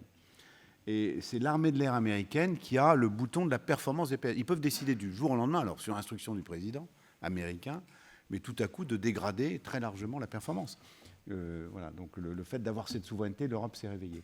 Donc il y a des sujets non partageables, il y a des sujets de techno partageables, il y a des sujets où évidemment c'est l'échelle européenne qui doit jouer. Là, on est dans ce monde. Et ce risque sur le digital, parce que finalement tous nos objets seront de plus en plus digitaux. On a quand même du mal à imaginer un porte-avions et son groupe aéronaval être avec un cloud uniquement Amazon. Demain, alors ça sera peut-être pratique pour les marins pour se faire livrer par drone les colis qu'ils ont commandés pour Noël, mais enfin à part ça. Merci. Donc peut-être une ou deux questions de nos internautes. On va essayer d'avoir des réponses brèves pour qu'on puisse répondre au maximum de questions. Qu'en est-il des projets d'intégration de systèmes de défense contre les futurs missiles hypersoniques depuis des bâtiments de surface? Voilà, donc ça fait partie des sujets dont, évidemment, on se préoccupe. Alors, on parle beaucoup des missiles hypersoniques parce qu'évidemment, ça va très vite. Il ne faut jamais oublier qu'un bateau, ça bouge. Et donc, et un bateau, ça bouge vite aussi, même un gros comme ça. Donc, s'il a été capable de détecter le truc suffisamment loin, je peux vous assurer, good luck, pour qu'à Mach 10, on soit capable d'aller taper un objet qui bouge. Voilà. Donc, le missile hypersonique, il est quand même très bien calibré pour aller sur un truc qui ne bouge pas. Voilà, il va très vite, paf, il arrive. Un truc qui bouge, c'est un peu plus compliqué. Mais ça passe par l'alerte avancée, finalement. Ça passe par la capacité de détecter le plus tôt possible la menace pour être capable d'avoir les contre-mesures. Et alors, si jamais il veut aller taper un truc qui bouge, et là, avec ce que je vous ai dit, c'est qu'à Mach 10, c'est pas facile de là, les lois de la physique rendent compliqué, mais il faut qu'il ait des autodirecteurs, il faut qu'il ait une capacité de détecter là où il veut aller. Et en temps réel. Et là, il y a tout ce qu'on appelle l'autodéfense, la guerre électronique, c'est la capacité de brouiller, de leurrer, voilà, de faire en sorte d'éviter. Donc, c'est une menace médiatique, réelle, parce qu'elle permet d'aller très loin, très vite, par rapport à des missiles balistiques intercontinentaux qui vont très loin, peut-être un peu moins vite, qui peut surprendre un adversaire. Enfin, on l'a vu surprendre, certes, mais enfin avec quelle efficacité opérationnelle. Voilà, en tout cas, ça fait partie de ce jeu, entre guillemets, de cette stratégie entre le glaive et la cuirasse, pour lequel, alors franchement, la France n'a pas à rougir sur ce qu'on est capable de faire. Et notamment en termes de détection, d'alerte avancée, en utilisant des satellites, demain des drones, etc., mais même les capacités opérationnelles. Et puis après, l'autodéfense, les systèmes de défense. À la fin, il y a des missiles qui sont capables d'aller intercepter des trucs qui vont très vite. Voilà. Donc ça fait partie des sujets d'importance sur lesquels nous travaillons avec le ministère des Armées. Merci. Une deuxième question d'internaute. Je suis content d'apprendre que l'on a parlé des drones navals. Pouvez-vous nous dire pourquoi on a tellement hésité à se lancer dans une telle fabrication? En outre, nos bâtiments sont-ils armés pour lutter contre ces drones? Alors, très bonne question. Alors, pourquoi on n'a pas si tardé que ça, en fait? Parce que les drones navals, finalement, commencent à arriver et on a des solutions. Et puis, on voit bien, on va être aussi dans des cycles d'ingénierie où on va aller très vite, on va très vite pour les développer, pour les essayer, pour les mettre en service. Il y a un changement de modèle, en fait, avec les drones. Et alors, la Marine et le ministère des Armées, la DGA, s'organisent autour de Toulon pour avoir une capacité d'expérimentation rapide. Nous-mêmes, Naval Group, on s'organise autour de Toulon pour être capable de aussi avoir une capacité d'innovation rapide autour du combat collaboratif des drones, pour en avoir et pour se défendre. La frégate de défense et d'intervention met en service pour la première fois un centre opération dit de lutte contre la menace asymétrique. C'est-à-dire un centre opération avec ses consoles, avec ses senseurs, dédié à la lutte contre des objets qui peuvent être des petits bateaux de pirates et ou des drones qui arrivent seuls ou en masse. Voilà. Donc dans la détection, dans l'utilisation, on utilisera des armes nouvelles. On réfléchit à des armes laser notamment, à des nouvelles façons d'avoir des effecteurs, à des contre-mesures électroniques. Les petits drones, il faut quand même qu'ils se guident. On commence par brouiller le GPS direct là. Ensuite, il a sa petite navigation inertielle, mais il a besoin de voir. Hop, on l'aveugle. Enfin bon, bref. Donc on travaille sur. Donc on n'a pas trop attendu. Par contre, il ne faut pas perdre de temps. Voilà. À la différence de ce qui s'est passé dans l'aéronautique. L'aéronautique, on a trop attendu. Voilà. Au départ, on a dit il n'y a pas de besoin. Puis après, quand il y a eu besoin, on a été chercher des drones américains. Et à la fin, les drones américains, ils défilent sur les Champs-Élysées. Voilà. Donc là, on a trop attendu avant que l'Europe se réveille pour avoir un programme de drones. Je pense que dans le naval, il n'est pas encore trop tard. Donc allons-y. En tout cas, Naval Group et un grand nombre de partenaires avec nous, et des entreprises que je vais citer, ECA, Thales, Dronisos, d'autres, etc., sont des grands, des petits, engagés dans ces nouvelles composantes. Merci. On va peut-être revenir à la salle, quitte à revenir après nos internautes. Bonsoir. Oui. Merci pour votre intervention. Hubert Denrier, étudiant à Sciences Po. À propos de ces sujets de drones, justement, vous avez touché un mot de la cybersécurité également. Naval Group vient d'ouvrir un site à la Longue-les-Morts à ce sujet dans le Var. Et justement, sur tous ces sujets de drones, en ce qui concerne les drones de surface, en lien avec leur utilisation en mer Noire que vous évoquiez, est-ce que les drones de surface ne sont pas simplement des espèces de brûlots qui sont faits pour détruire, mais qui n'ont pas vraiment de valeur en eux-mêmes? C'est une question que je vous pose parce que j'en sais rien. Et au niveau sous-marin, est-ce que vous pourriez détailler un peu le projet Proteus qui a été présenté au salon Euronaval il y a quelques semaines? Merci. Alors, j'aurais un peu de mal, mais je peux répondre à votre question. Alors déjà, la Longue-les-Morts, donc c'est un projet que nous avons, mais c'est à l'horizon 2027. Donc c'est demain. Mais il y a encore quelques années pour réindustrialiser un site que nous avons quitté en 1993 et qui est resté. On a 22 hectares en bord de mer à la Londe-les-Morts qu'on va réindustrialiser en y mettant nos activités drones, systèmes autonomes et armes sous-marines. Voilà. Oui, les drones de surface et drones sous-marins, en fait, il y aura de tout type. Il y aura, ce que vous dites, un peu des drones kamikazes fortement médiatisés aujourd'hui parce qu'ils sont faciles à faire et ils font très mal. Et puis, il faut apprendre à se défendre contre eux, mais avec une efficacité opérationnelle qui reste encore modeste, sauf quand ils arrivent très nombreux, où là, ils peuvent évidemment faire très mal. Mais il y aura aussi des drones beaucoup plus gros. Les Américains ont dronisé en fait un bateau de guerre, plusieurs milliers de tonnes, et l'ont fait naviguer de la côte est à la côte ouest, en autonomie complète. Alors, sauf dans le canal de Panama, parce que là, pour des raisons de réglementation, on ne peut pas encore avoir un drone qui traverse le canal de Panama. Donc là, ils ont dû mettre un équipage.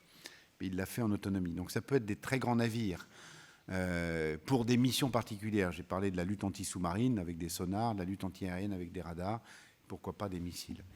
Donc voilà, ça peut aller du tout petit, qui peut être furtif, peut être violent, peut travailler en essaim, qu'on doit avoir dans notre arsenal, mais que aussi des pays ennemis auront.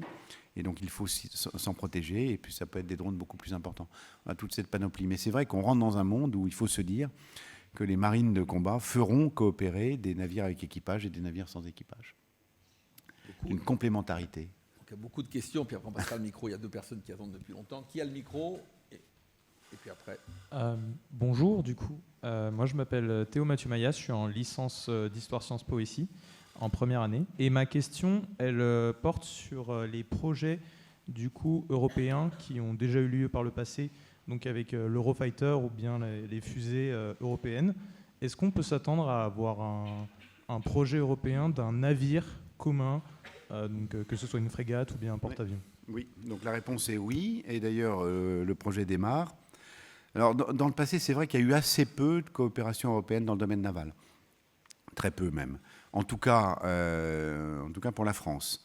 Mais même pour les autres pays, peut-être à l'exception de Belgique, Pays-Bas, qui ont des coopérations historiques. Mais on a coopéré avec l'Italie, qui est un partenaire historique de coopération, notamment pour des frégates qu'on appelle les frégates de défense antiaérienne, les FDA. Ça s'appelait Frégate Horizon à l'origine. C'était d'ailleurs un programme tripartite à l'origine avec les Anglais, avec la Grande-Bretagne. Et on a fait 4 bateaux ensemble, 2 en France, 2 en Italie. Et là, la France et l'Italie veulent moderniser les bateaux et le feront ensemble. Les frégates FREMM avaient des parties en commun, mais c'était une coopération sur quelques sous-ensembles. Des sonars en commun, des systèmes de guerre électronique en commun, des systèmes de propulsion communs. Et là, l'Europe nous interroge, nous, industrie européenne, sur un projet qui s'appelle EPC, European Patrol Corvette, donc un petit bateau de guerre, une corvette, on va dire en termes de taille, 2-3 000 tonnes, qui serait un bateau commun, ou le plus commun possible, entre la France, l'Italie et l'Espagne. Et nous allons lancer l'année prochaine, en 2023, des études de design ensemble. Alors la Grèce a rejoint le programme, donc ça fait un 4e pays, pour faire un bateau commun. Ça a beaucoup de sens. Les Italiens, les Français, les Espagnols ont chacun besoin d'à peu près 6 navires. Et ça a beaucoup de sens de le faire ensemble. Donc oui, l'Europe imagine des projets en commun dans le domaine naval. Et c'est une très bonne chose. Bruno Pou-Guillaume. Il y a longtemps que j'ai fait mes études. Et je suis voileux. Et j'ai aussi beaucoup d'intérêt pour les métaux. Et j'ai notamment participé à l'opération de déconstruction qu'on a ratée du paquebot, du porte-avions que vous aviez construit, qui s'appelle le Clémenceau, oui. Dont l'histoire est rocambolesque. Mais ce n'est pas de ça que je voulais vous parler ce soir. Je voulais d'abord vous remercier de votre brillant exposé et puis vous dire que ça me laisse un peu sur ma faim, dans la mesure où vous nous avez convaincus que nous avions l'expertise, la capacité, les possibilités de tenir notre rang.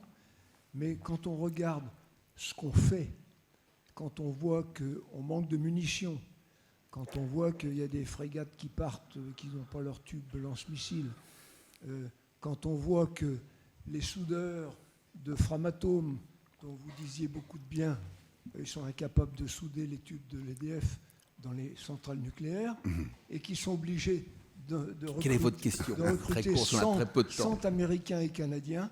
Je voulais vous demander, est-ce que la situation réelle est aussi belle que celle des capacités technologiques? Voilà. Donc je ne vais pas faire de commentaires pour d'autres industriels que vous avez mentionnés, et je vous laisse libre de vos commentaires.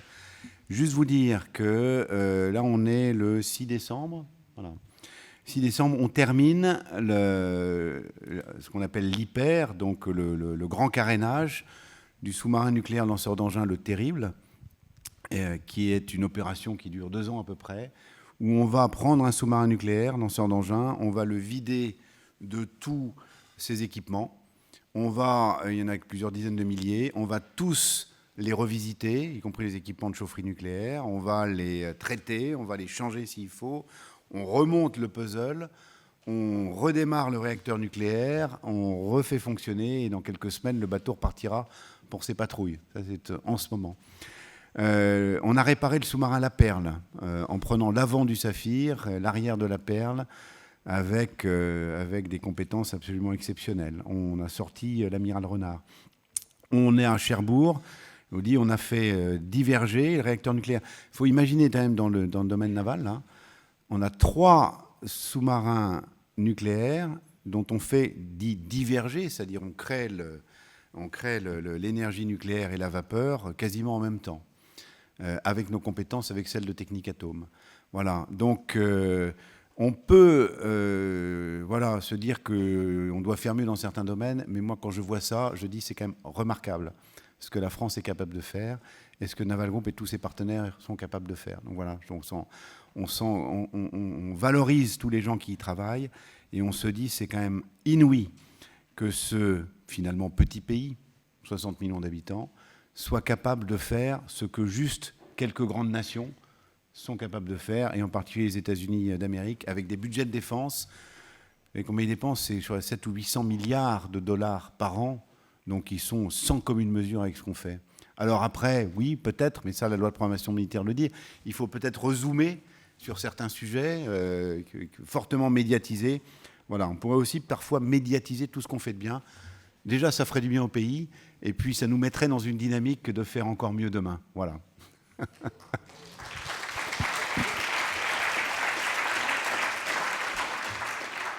Mais c'est grâce à votre intervention que je fais une réponse comme ça.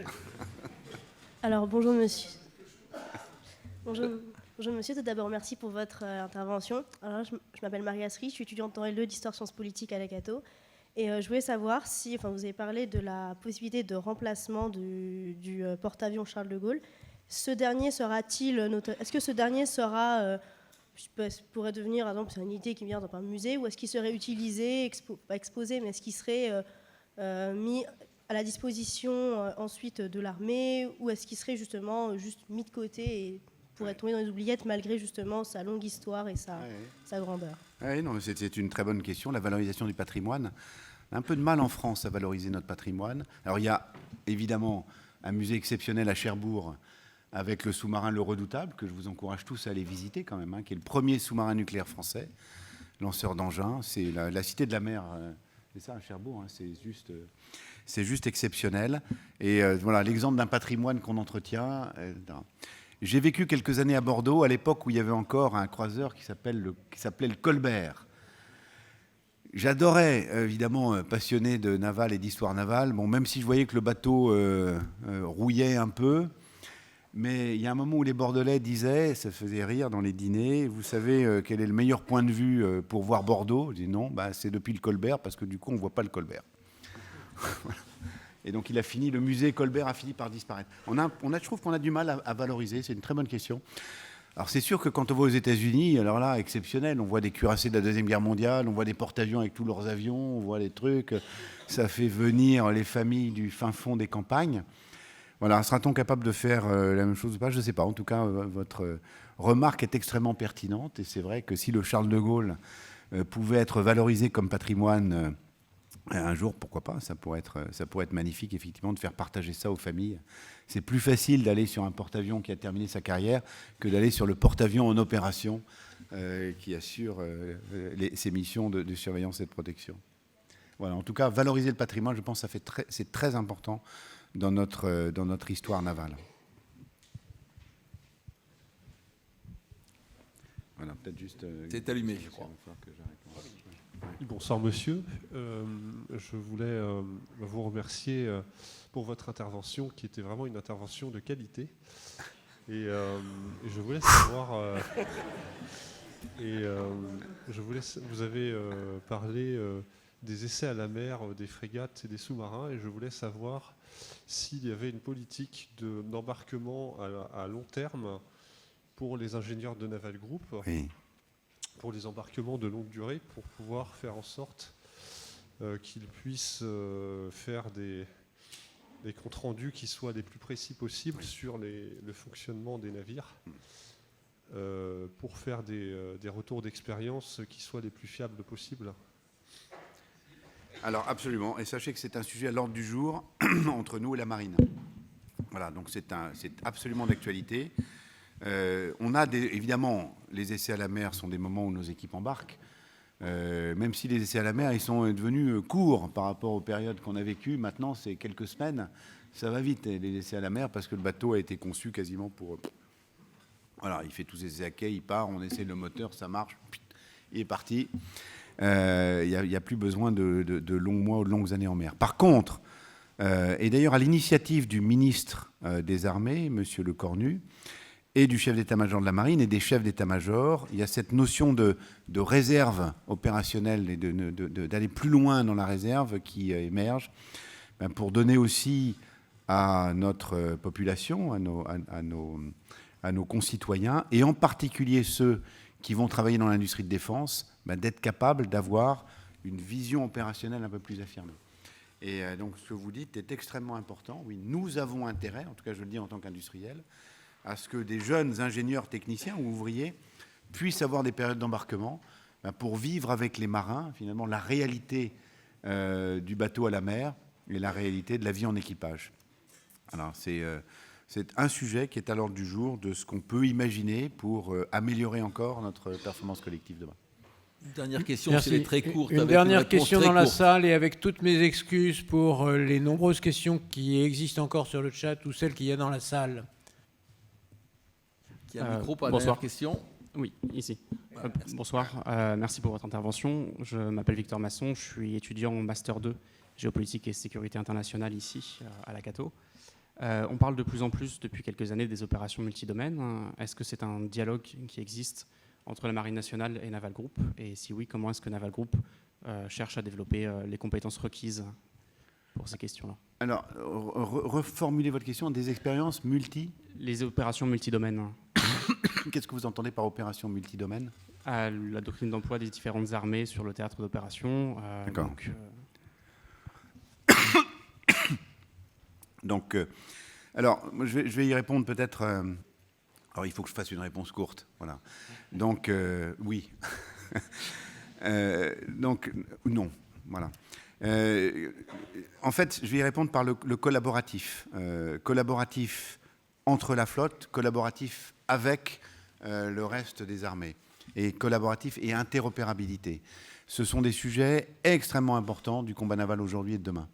Alors ça veut dire quoi le collaboratif? Le collaboratif, ça veut dire avoir des systèmes interopérables, c'est-à-dire pouvoir partager une situation tactique, par exemple. Le porte-avions que vous avez là va avoir sur ses consoles une vision de sa menace qui ne vient pas que de ses radars, mais qui vient aussi de ce que pourront lui apporter des radars de l'armée de l'air, des satellites de l'armée de l'air et de l'espace, voire des soldats ou des fantassins au sol. Voilà, à partir du moment où on a ces systèmes de communication interopérables qui sont extrêmement importants. D'ailleurs, la marine est un exemple en termes d'interopérabilité. Depuis très longtemps, la marine nationale coopère avec les marines alliées OTAN pour avoir des situations tactiques partagées.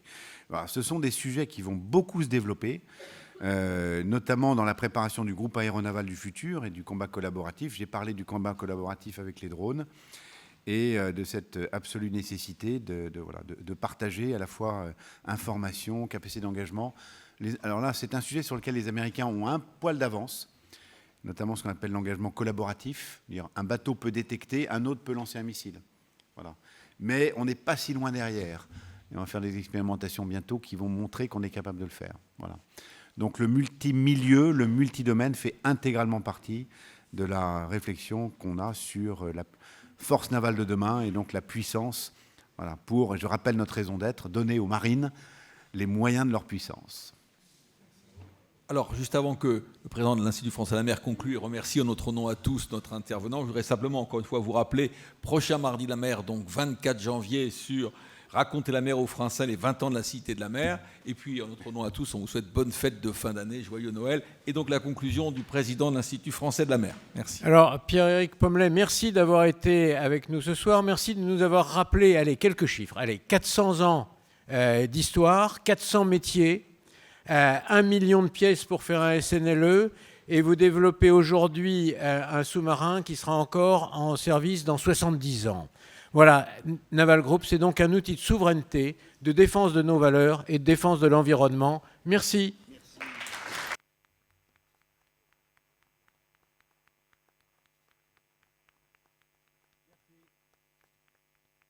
Merci et bonne soirée.